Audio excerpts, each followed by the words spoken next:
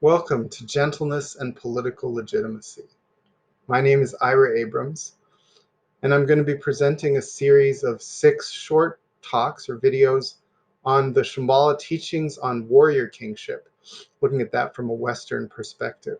So the first thing I want to say is that almost everyone in Shambhala is a Westerner by birth, and it might seem obvious that we have a Western perspective, but actually what I'm going to be talking about is the Western constitutional point of view. So that's the theory and the history of government in the West. So this is talk 1, the introduction to the problem of the warrior king. And in this talk, I'm going to be presenting the way in which the Shambhala notion of the warrior king appears to be a problem from Western constitutional, historical, and theoretical points of view. And I'm going to walk through a series of talks which will hopefully be helpful and inspiring to you in thinking about the Shambhala teachings and how they are really relevant today. So in the second talk, I will lay out the Shambhala critique of the Western tradition, as well as a deep defense of that tradition. In the third talk, I'm going to look at some works of literature. Beowulf, the oldest extended poem or work of literature in English. It's actually in Old English. And Shakespeare's Macbeth. And those are 2 works that deal with basically the same ideas, but very different plot outlines for the notion of the warrior king. Then I'm going to, in talk 4, A Game of Thrones, I'm going to systematically look at how different types of rulers or different types of people assert different types of claims to rulership in the Western tradition. Then I'll come back to literature, to Shakespeare's Henry IV, and look at the very interesting case of right by conquest, which of course is really relevant to any discussion of a warrior in the position of king. And then finally, I'm going to spend the last talk really looking closely at how Shambhala offers a solution to a problem that has not been solved in thousands of years of Western thought and practice on politics. And that solution is gentleness. So let's begin with 3 questions.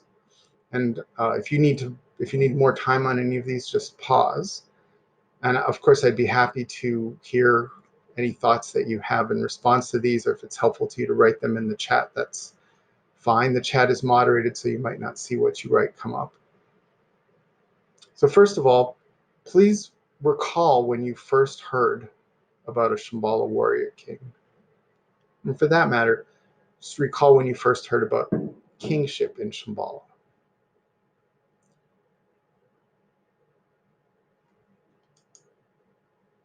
Second, what was your understanding, or what is your understanding, if you'd like, of the position of the Shambhala ruler, the Shambhala king in today's world? Is it, for instance, you think that is intended to literally be the ruler of a future society, a self-contained nation, for instance? Is it a metaphor? Is it something else? And then finally, I'd like you to think about what your first response was to the notion of a modern-day Shambhala king or warrior king. The fact that it's a warrior king is something that we'll explore as we go through this talk. Right now, I'm just sort of asking you to think about the Shambhala king. And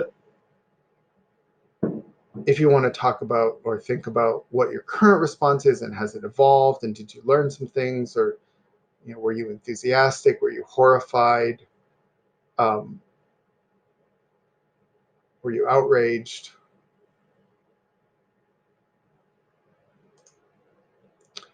All right, so keep in mind the answers that you've just given as we walk through this talk. Hopefully that'll be a good groundwork for personalizing what we're going to cover here. So in the upper left corner, at least for me, of this slide, there is a sort of a logo that I've created, and it represents the Shambhala solution to the problem of the warrior king. And I'll explain why that's a problem in a second. But you'll see that here there's hero. I'm going to use this abbreviation, which comes from epic poetry and epic scholarship, where there's a discussion of a theme of a conflict between a hero and a king. And so you'll see that there's an H for hero and a K for king, and they're sort of combined, but still separately articulated. Both hold swords, one pointing up, one pointing down, suggesting sort of total protection. And the crown encompasses both of them. So that's very different from the traditional, what we could call the Euro-American characterization of the stable or ideal relationship of the warrior credential and the ruling credential. And so I'm going to sort of, rather than just try to give you a single set of definitions, I'm going to walk you through a number of definitions because there's a lot of flexibility in how these terms are applied. For instance, warrior doesn't necessarily just mean a military leader. But that's going to become clear, hopefully, as we go along and we talk about these terms in different contexts. So right now, I just want to look at the very classical setup where you have a king, who I'm going to end up calling a procedural ruler, and that could be a queen. For that matter, as I'll explain later, that could also be the American president, someone who has a legal title to rulership. And then there's a hard line below that, and below the hard line is the hero or the warrior, the leading warrior of the political organization. And there are two swords, and both swords belong to the warrior, and they're pointing downward, protecting the king from above, not pointing upward, for instance, threatening the king. So as we introduce this, I'm not going to say too much about it, but I do want to note that this is a diagram which represents the fact that political stability depends entirely on the warrior's decision to point the swords downward and not upward. In other words, not to assert an implicit claim to rulership that the military possesses. Now, as we saw earlier, the Shambhala solution is a bold denial of the wisdom inherent in this tradition.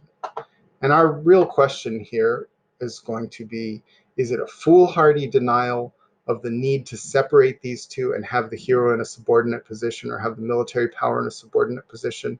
Or is it based on something that the Western tradition does not know about? So here we have the Shambhala, the Rigdon king, the Shambhala king, and that figure is, I need to put myself somewhere convenient here. That figure is on a throne, and the throne is a classical sort of, you see this often in the former, or in some sense, sometimes current palaces of Asian rulers, whether it's South Asia or East Asia. It's just a platform. And you also see that the person sitting on the platform is a military figure.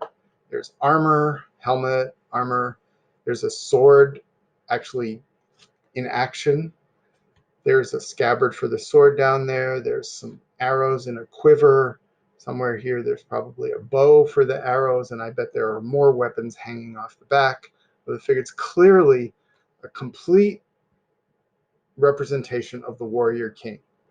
So that's corresponds to the diagram that I've presented, and it's not what's supposed to happen in the Western tradition. And why that's not supposed to happen at the same time as it is a shared ideal that the Western tradition and Shambhala both have, hopefully will be clear by the time we get through a few more of these short talks. This image, by the way, comes from Greg Smith's rendition of this figure, and he actually has a website, which is down here, which you can visit if you're interested in learning more. I appreciate his letting me use this image. So when I first came to Shambhala and heard about the notion of a king, and found that there were people who were really excited about the possibility that the spiritual leader of the community could actually be a temporal or political ruler as well, let alone the fact that we're going to talk about the warrior nature of that king, just the fact that we're talking about a king, and it seemed like a real possibility.